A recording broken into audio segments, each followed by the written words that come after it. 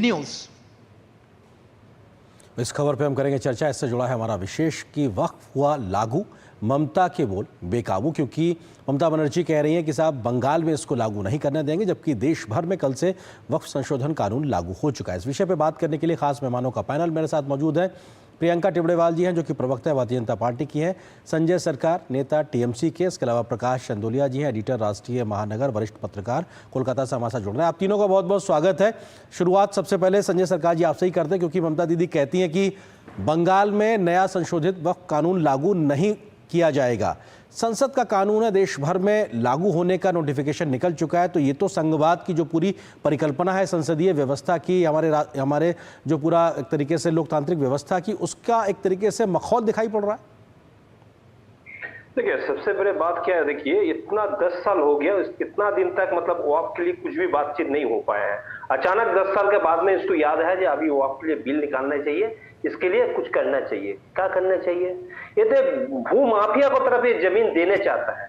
मैं आपको खोल के बताता हूँ, इसको कोई संशोधन कुछ नहीं हुआ। भू माफिया को पास जमीन जाने के लिए ये तैयारी कर रहा है, नंबर 1। नंबर तो तुष्टीकरण के बाद बोल रहा है, तुष्टीकरण के बाद। अच्छा, जब राजनाथ सिंह जी जब टोपी पहन के इफ्तिहार में जाता है, मानिक शाह जी जब जाता है, शुभेंदु अधिकारी जब 3 कटोरा साबुद्दीन को घर से गाय का गोश्त खाता है, तो वो तुष्टीकरण नहीं होता। बड़े बड़े भाषण देते हैं, वो तुष्टीकरण नहीं होता है।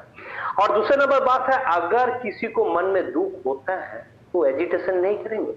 आपको इतना साल पर नहीं लगा जो वहां पर ये संशोधन होना चाहिए, इतना साल नहीं सर ये हिंसा जायज है संजय जी? ये जो मुर्शिदाबाद में हिंसा हुई, क्या ये जायज इसे ठहरा रहे हैं? पुलिस वाले घायल हुए, किस प्रकार से संपत्ति को नुकसान पहुंचाया गया? जी देखिए, जो हिंसा करता है उसको हम कभी भी समर्थन नहीं कर, लेकिन एजिटेशन करने का हर इंसान को अधिकार है। ये लोकतांत्रिक अधिकार है, ये अधिकार आप कोई रोक नहीं सकता है। आप 10 साल के बाद में अचानक आपको याद आया जो आपको जितना संपत्ति है, जितना प्रॉपर्टी, जितना जमीन है, वो जमीन मतलब जो किसी को, अच्छा इतना दिन आप आइडेंटिफाई नहीं कर पाया, अचानक आपको 10 साल के बाद में आपको याद आया जी इसको प्रियंका जी, जमीन है। प्रियंका जी आपकी मंशा पे, सरकार की मंशा पे सवाल कर रहे हैं कि साहब आप गरीब मुस्लिमों के हक की बात कह जरूर रहे हो, लेकिन आप खुद जमीन किसी और को देने की मंशा के साथ इस कानून को लेकर आए। प्रियंका जी, संजय जी आप ही क्या आपके आरोप को ही आगे ले जा रहा हूं। संजय जी आपके आरोप ले जा रहा हूं। जी प्रियंका जी अपनी बात कहिए। सरकार कह रहे हैं, इसका मतलब ये कि अगर पश्चिम बंगाल की जनता, मेरी आवाज मुझे को सुन रही है, मेरा ऑडियो ठीक करिए प्लीज। हाँ, आपकी आवाज अभी ठीक करते हैं, तब तक हम जरा रुक करते हैं प्रकाश चंदोलिया जी का। प्रकाश जी, क्योंकि मुर्शिदाबाद में हिंसा होती है और दीदी लगातार कहती है कि साहब नहीं हम लागू होने देंगे, संसद के कानून को लागू ना होने देने की बात कहना, तो ये तो पूरी जो हमारी लोकतांत्रिक व्यवस्था है उस पर ही सवाल खड़े करने जैसा है। प्रकाश जी। आरेंद्र जी, संजय जी ने अभी जो कुछ कहा वो उनकी सियासी मजबूरी है, ममता बनर्जी की सियासी मजबूरी है। अगले वर्ष विधानसभा के चुनाव होने हैं। देखिए, जंगीपुर में इतना सब कुछ हुआ है, लेकिन एक तरफ भी इनकी पार्टी की ओर से कोई बड़ा बयान नहीं आया है। जब सत्ता और पुलिस का संरक्षण मिलता है तभी उपद्रवियों को खुला खेल खेलने का मौका मिलता है। सरकारी संपत्तियों का, गैर सरकारी संपत्तियों का जिस पैमाने पर नुकसान किया गया है, गाड़ियों को तोड़ा गया है, एसडीपीओ की गाड़ी तोड़ी गई है, वक्फ बिल के विरोध में जो भड़काऊ बयान टीएमसी के नेताओं ने दिया है, ये उसी का नतीजा है। और अब तक आप एक बात और जानते हो कि वर्षों पहले ममता बनर्जी ने एक बयान में कहा था कि अल्पसंख्यक समुदाय के लोगों के बारे में कहा था कि दूध देने वाली गाय कि अगर लात भी खानी पड़े तो बाजी में हम लात खाने को तैयार हैं। और आज देखिए, आज पश्चिम बंगाल में, कलकत्ता में जगह जगह पर जो नौकरी कमाने वाले शिक्षक हैं उन पर हमले हुए, पुलिस ने लाठी चलाई है। एक तरफ कल पुलिस का चेहरा देखिए, जहां उपद्रवियों पर, जो सरकारी संपत्ति का नुकसान पहुंचाते हैं, उन पर कोई कार्रवाई नहीं होती है। और आज जिन्होंने, जो योग्य शिक्षक हैं, एक सम्मानित पेशे से जुड़े हुए लोग हैं, हजारों लोग हैं, उनकी नौकरी दांव पर लगी हुई है। भरण पोषण का एक प्रश्न है, उन पर पुलिस लाठीचार्ज करती है। पश्चिम बंगाल के कई जिलों में हुआ है। डीआई ऑफिस में वो गए थे और उन पर हुआ, उन पर पुलिस की एकदम नाकाराबाजी जो वो सामने आती है। बिल्कुल, सवाल तो प्रकाश जी, सवाल तो यही है ना कि आपकी प्राथमिकता क्या है। सवाल यही उठ रहा है, मैं आता हूं आपके पास में। प्रियंका जी तक हम रुक करते हैं। प्रियंका जी, सवाल ये उठ रहा है कि साहब आपकी सरकार की, बीजेपी सरकार की नीयत में सवाल है। संजय बाबू जी। प्रकाश जी एक सेकंड। हाँ प्रियंका जी अपनी बात रखिए। हाँ, तो देखिए ऐसा है, पश्चिम बंगाल में जितनी भी आगजनी है, तबाही है, हिंसा है या आतंक हो रहा है, इस सब के पीछे ममता बनर्जी और उनकी सरकार शामिल है। और ये ऐसा इसीलिए मैं कह रही हूँ, अभी संजय सरकार साहब ने कहा कि अरे प्रोटेस्ट तो करेंगे ही, अगर अच्छा नहीं लगेगा तो पीसफुल प्रोटेस्ट तो कर ही सकते हैं। ये पीसफुल है, गाड़ियां जलाए जाना, पुलिस को मारना, ये पीसफुल है। इनके लिए पीसफुल होगा क्योंकि इसमें इनकी सरकार के घर के कोई नहीं मारे जा रहे, पुलिस वाले मर रहे हैं, मरे, इनका क्या आता जाता है। दूसरी बात ये, अगर ये कहते हैं कि यही तरीका है प्रोटेस्ट करने का, तो इसका मतलब अगर ममता बनर्जी सरकार कोई भी कानून लाए तो प्रोटेस्ट करने के लिए रास्ते पर उतरो, सरकारी प्रॉपर्टीज जला दो, ये प्रोटेस्ट करने का तरीका है। देखिए इसके पीछे ये सरकार शामिल है, ये जितना कुछ भी हो रहा है पश्चिम बंगाल की सरकार ने लोगों को ठगा है, उसी की वजह से आज ये आगजनी यहाँ पर हो रही है। बंगाल में जितने सांप्रदायिक दंगे हैं उनके पीछे इसी सरकार का हाथ है। और ये सब क्यों होता है? जो नौकरियां इन्होंने चोरी कर ली, अब उसको लेकर के माहौल इतना गर्म हो गया, लोगों के घर जो है वो रास्ते पर, सड़क पर लोग आ गए क्योंकि नौकरियां चली गई। अब उसको आड़े लगाने के लिए ये दंगे यही सरकार करवा रही है। प्रियंका जी, लेकिन प्रियंका जी, ममता बनर्जी कहती हैं कि अगर उनके राज्य में 30% मुस्लिम आबादी है तो क्या करें, उनको बाहर निकाल दिया जाए, उनके हित भी देखने पड़ेंगे, वो ये दलील दे रही हैं। एक मिनट, यानी ये आप कह रहे हैं मुख्यमंत्री या मूर्ख मंत्री? मैं कहती हूँ मुख्यमंत्री नहीं, मूर्ख मंत्री, जो एक्ट नहीं जानती, जो कानून नहीं जानती। वक्फ एक्ट किसी को निकालने की बात कर ही नहीं रहा, वक्फ एक्ट किसी को निकालने की बात कर ही नहीं रहा। मैं तभी कह रही हूँ कि लोगों के बीच में गलतफहमी फैलाना, लोगों को उत्तेजित करना, उनको भड़काना, यही काम कर रही है ये सरकार। आज वक्फ एक्ट में जो भी अमेंडमेंट हुआ उसको लेकर के हम आगे बढ़ रहे हैं, और ये सिर्फ किसी एक सरकार ने नहीं किया, बल्कि लोकसभा में मेजोरिटी से पास हुआ, राज्यसभा में मेजोरिटी से पास हुआ, प्रेसिडेंट का असेंट मिला।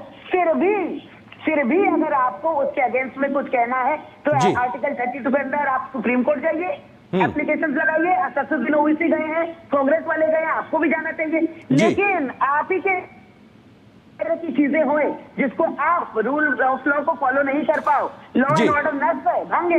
ठीक है, क्योंकि सुप्रीम कोर्ट का आपने जिक्र किया, सुप्रीम कोर्ट में मामला ऑलरेडी पहुंच गया है और संभवतः इस पर पूरी सुनवाई भी होगी। संजय जी, सवाल ये है कि हमने वो तमाम वीडियो देखे हैं कि जब इस हिंसा से पहले, मुर्शिदाबाद की हिंसा से पहले, तमाम नेता खुले मंच से किस प्रकार की बयानबाजी करते हैं, भड़काऊ बयानबाजी करते हैं। वहां पे जो राज्य के कानून व्यवस्था को संभालने की कोशिश होनी चाहिए थी, इस प्रकार की भड़काऊ बयानबाजी को रोककर शांति व्यवस्था बनाने की, वो होती दिखाई नहीं पड़ रही। सवाल इसीलिए खड़े हो रहे हैं कि तुष्टीकरण का आरोप लगाया जा रहा है आपके ऊपर। संजय जी, नहीं देखिए, सबसे बड़ी बात क्या है, जब हम लोग अपराजिता बिल लेके जब भेजे तब बंगाल के बेटियों को सुरक्षा के लिए राष्ट्रपति भवन में, आज तक उसको साइन नहीं हो पाया। उसमें मतलब जो धूल जम गया है, शायद फाइल भी खराब हो गया, लेकिन वक्फ बिल के लिए एक ही दिन में राष्ट्रपति महोदय जी साइन कर दिया है। जो बेटी के सुरक्षा के लिए होता है उसके लिए उसको समय नहीं होता है, और वक्फ जैसे मतलब सेंसिटिव मैटर उसके लिए राष्ट्रपति महोदय जी को बहुत ज्यादा समय हो जाता है।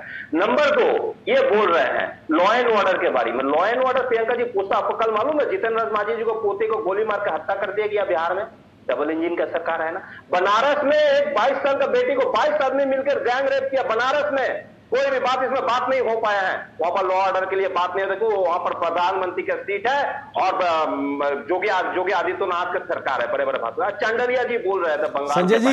संजय जी, आप जो तर्क दे रहे हैं वो अपने आप में, सारी घटनाएं अपने आप में निंदनीय है, एक एक घटना निंदनीय है, लेकिन क्या ऐसी घटनाओं की वजह से बंगाल में घटना हो जाने का लाइसेंस मिल जाता है क्या आपकी सरकार को? ये लॉजिक तो नहीं हुआ ना कि वहां हो रहा तो यहां हो रहा है, ये तो नहीं होगा ना। वहां पे जहां पे आपकी सरकार है वहां पे रोकना आपकी जिम्मेदारी है, वहां वो नहीं रोक पा रहे तो वो जिम्मेदार है, यहाँ आप जिम्मेदार है, इसलिए आपसे सवाल पूछ रहे हैं सर। संजय जी, ये जवाब तो भारतीय जनता पार्टी को प्रवक्ता अच्छा तरह से देंगे, आपको देने के नहीं, कलकत्ता नहीं, बंगाल के लिए जवाब बीजेपी क्यों देगी सर?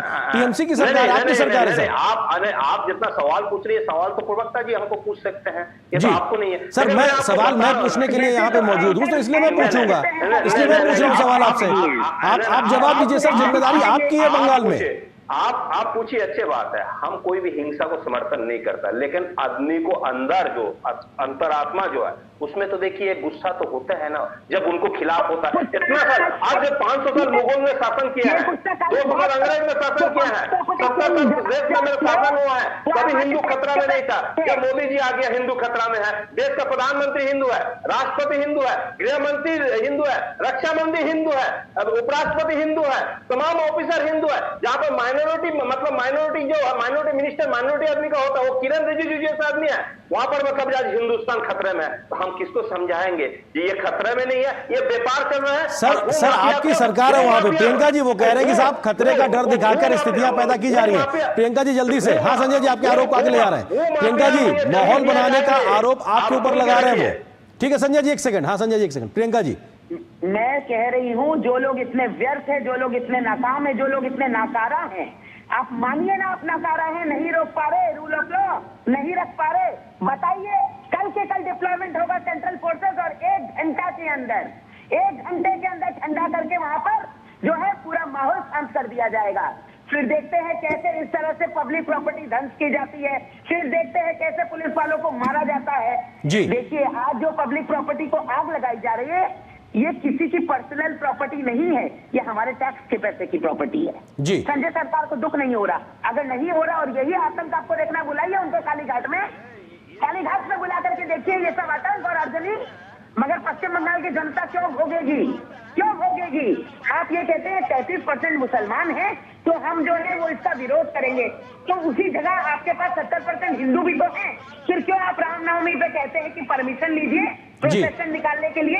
अब आपका मुंह नहीं खुलता कि 70% हिंदू है तो क्यों परमिशन? ठीक है प्रकाश जी, सवाल ये आता है, प्रकाश जी सवाल ये आता है कि क्या वोट बैंक की सियासत के चलते तमाम उन चीजों से नजर हटाई जा रही है जो अपने आप में कानून व्यवस्था, राष्ट्र की सुरक्षा से जुड़ा हुआ पूरा मामला है, उस पर आंख बंद करती हुई ममता सरकार दिखाई पड़ रही है? प्रकाश जी बिल्कुल आर्येंद्र जी मैं आपकी बात से सहमत हूं। मैं संजय जी की एक बात का जवाब देना चाहूंगा। तृणमूल प्रवक्ता जी अभी तो दिखा रहे हैं, बड़ी बात कर रहे थे अपराजिता की और बंगाल की बेटियों की बात कर रहे थे।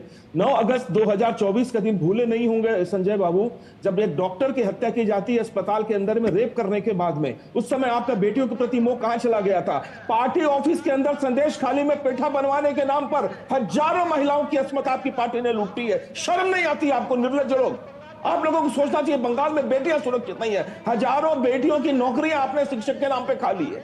एसएससी कमीशन में घोटाला किया है, ओएमआर सीट को ब्लैंक रखा गया है। इन लोगों के ऊपर में महिलाओं का भरोसा टूट गया है और आज जब महिलाएं सड़क पर उतरती हैं तो पुरुष पुलिस जो है, वर्दीधारी पुरुष महिलाओं पर डंडे चला रहे हैं। यहाँ पर अपराजिता बिल की बात कर रहे हैं, बेटियों की सुरक्षा नहीं है पश्चिम बंगाल में।